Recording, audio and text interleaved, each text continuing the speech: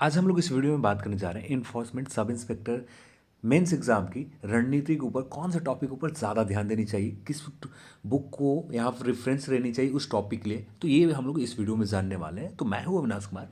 Channel पर आप नए हैं तो चैनल को सब्सक्राइब कर लें, इस वीडियो को लाइक करें और दोस्तों के साथ शेयर जरूर करें। वीडियो में आगे बढ़ने से पहले इस वीडियो को स्पॉन्सर किया अन अकेडमी, इंडिया का लार्जेस्ट लर्निंग प्लेटफॉर्म है। अन अकेडमी लेकर आया फ्री प्लान।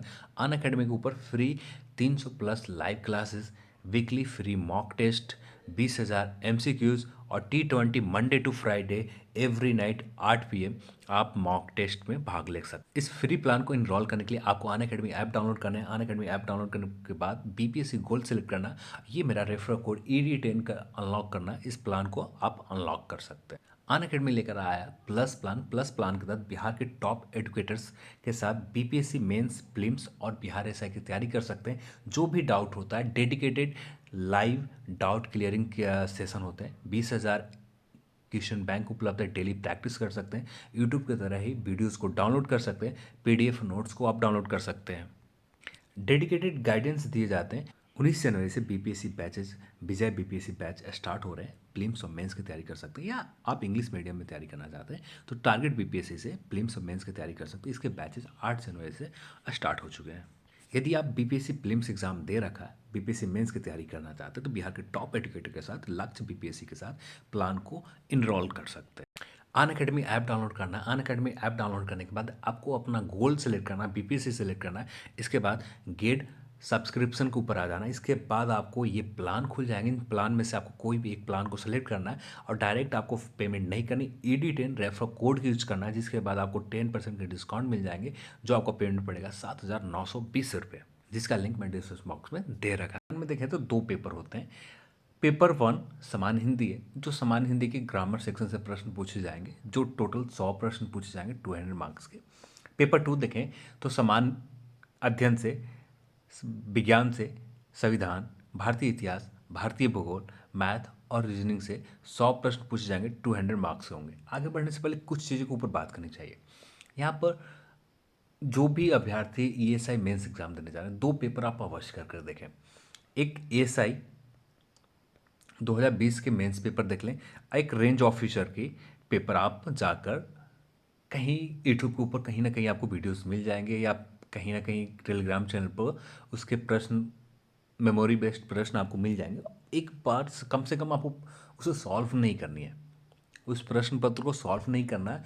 सिर्फ आपको ये करना है कि 5 से 6 बार उस प्रश्न पत्र को सिर्फ रीडिंग देना है 5 से 6 बार, और उसके बाद आगे की तैयारी आपको स्टार्ट करनी है।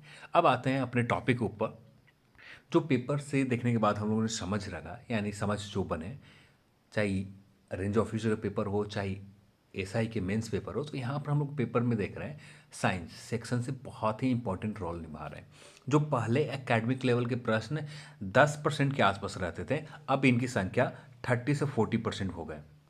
30 से 40% एकेडमिक लेवल के प्रश्न पूछे जा रहे हैं, और जो प्रश्न अच्छे लेवल के हैं।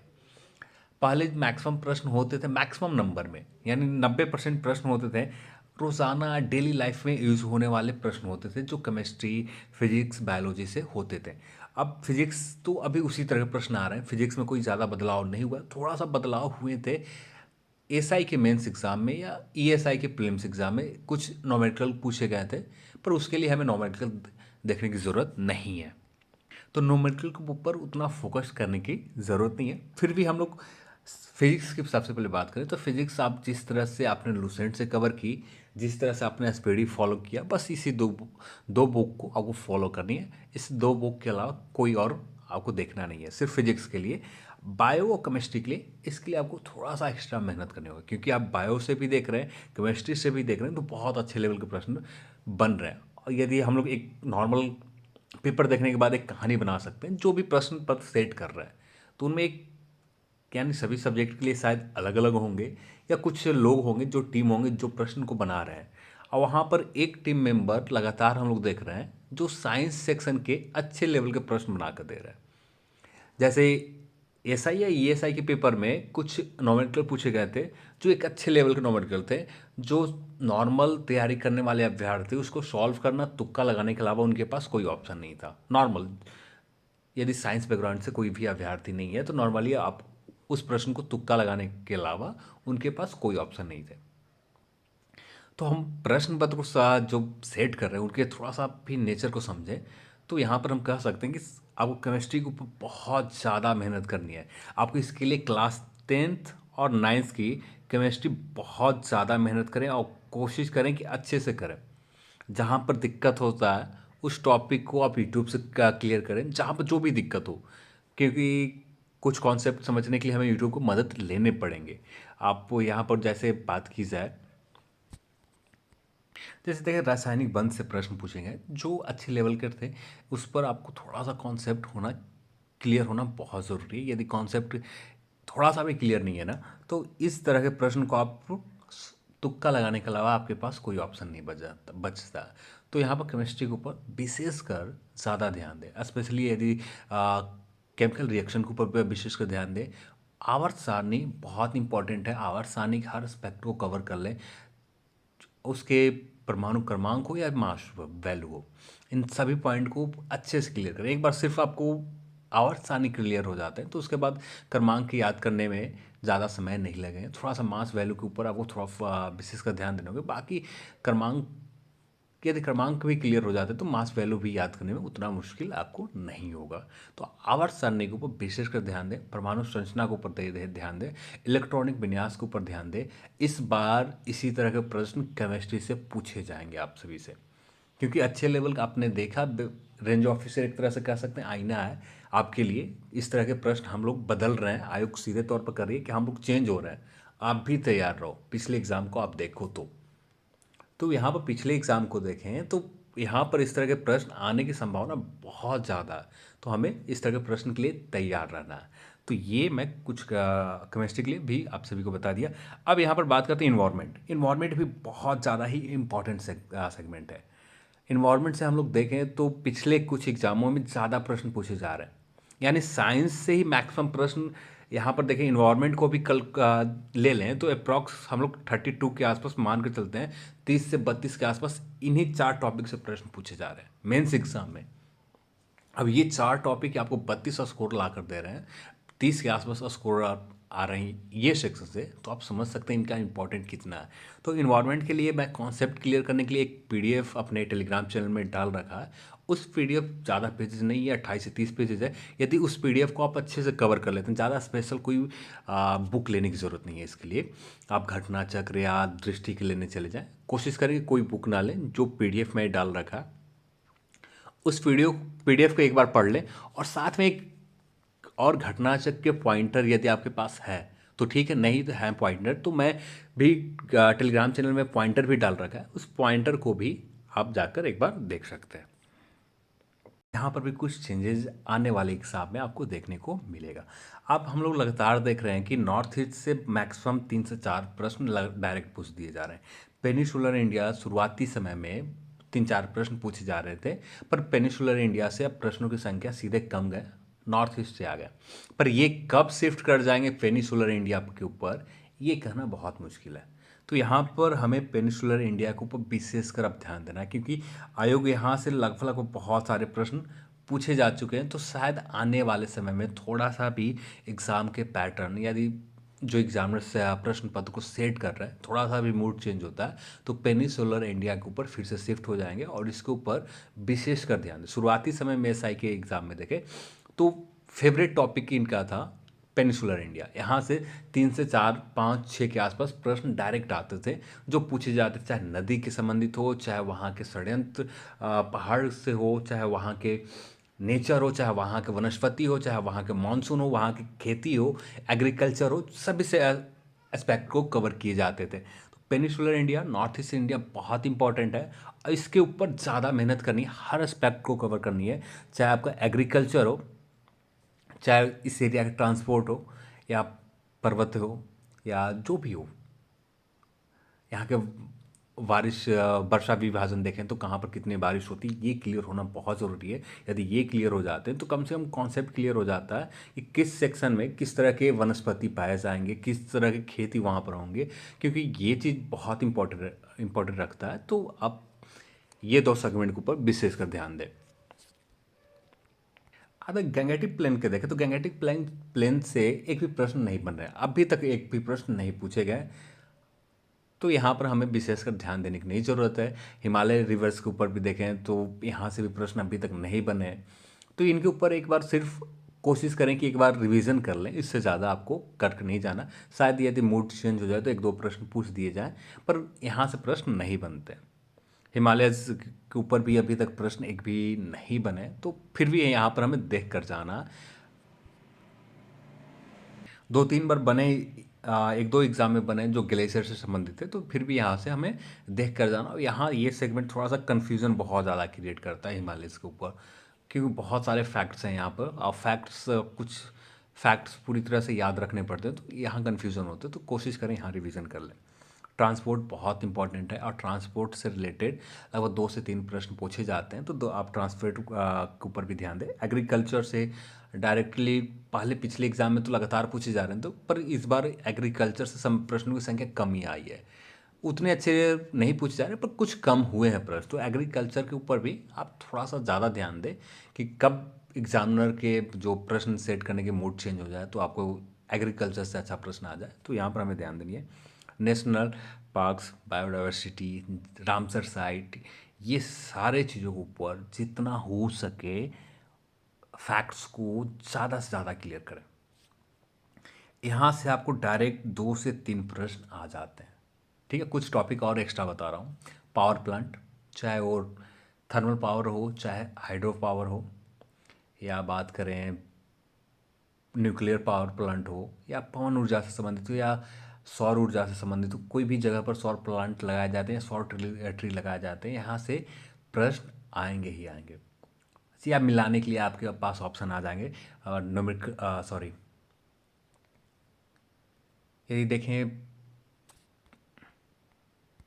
न्यूक्लियर पावर प्लांट होंगे तो ऑप्शन में एक दे दिए गए, उसके एग्जाम्पल एक ऑप्शन में मिल गए। चाहे एक तरफ आपको सिटी के नाम होंगे, सिटी के नाम जो पावर प्लांट से संबंधित जगह का नाम है, अब एक तरफ पावर प्लांट हो गए। अब इनमें से आपको ये मिलाना है कि कौन सा पावर प्लांट थर्मल है, कौन सा पावर प्लांट न्यूक्लियर है, कौन सा पावर प्लांट, आप समझ रहे हैं। तो इस तरह के प्रश्न अभी तक नहीं बने, पर इस तरह के प्रश्न आने वाले समय में आपको बनेंगे, तो इसके ऊपर आपको विशेषकर ध्यान देनी है।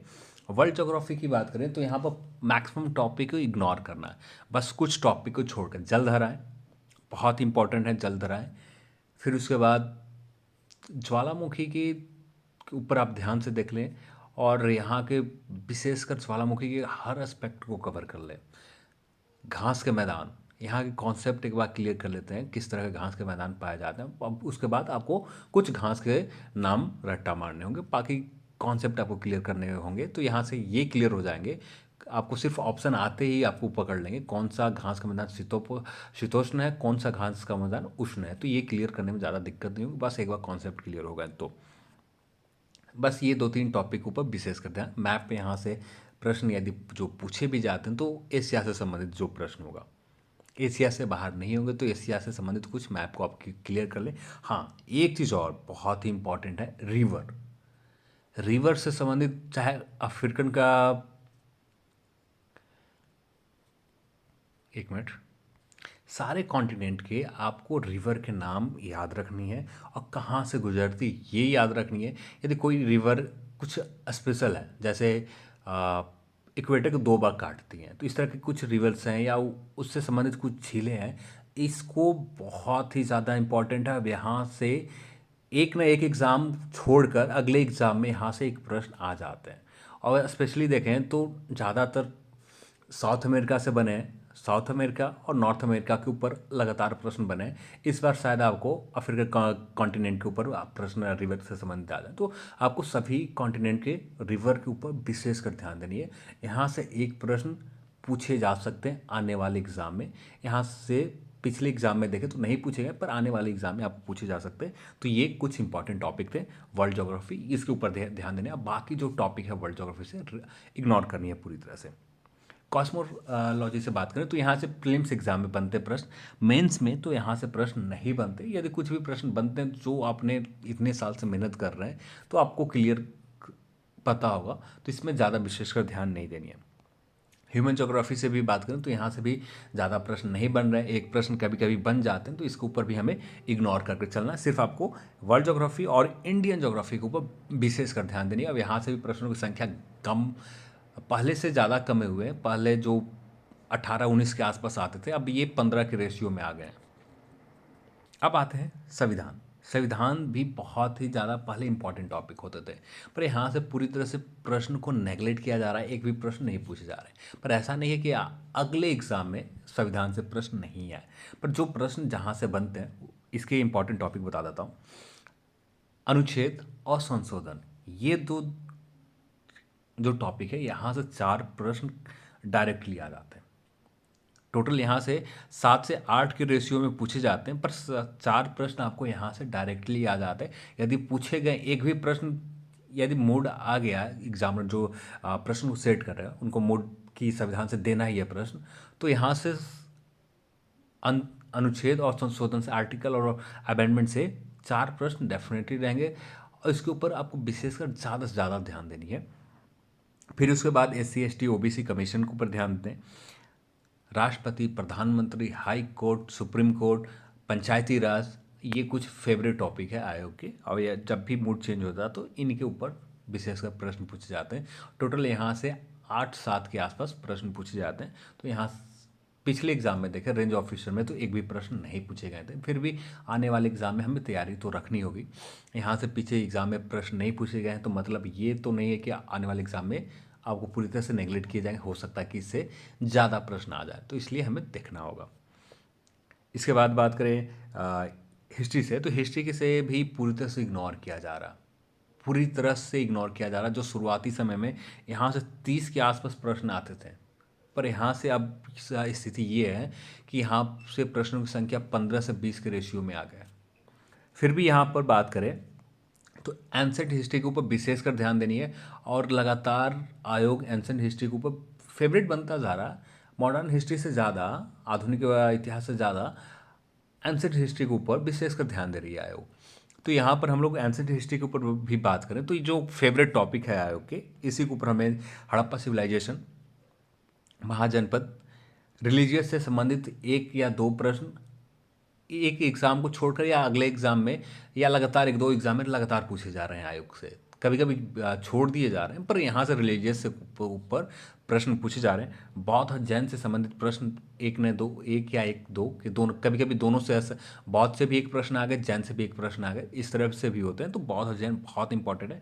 मौर्य एम्पायर पूरी तरह से इग्नोर किया जा रहा है, पर फिर भी हमने यहाँ के एडमिनिस्ट्रेशन और स्तंभ लेख जितने भी हैं इनके ऊपर कॉन्सेप्ट आपको पूरी तरह, सॉरी कॉन्सेप्ट नहीं, फैक्ट्स आपको क्लियर होनी चाहिए। सातवाहन, सातवाहन बहुत इंपॉर्टेंट है। सातवाहन से संबंधित अभी तक ज़्यादा प्रश्न नहीं बने, सातवाहन से हो सकते हैं प्रश्न बने।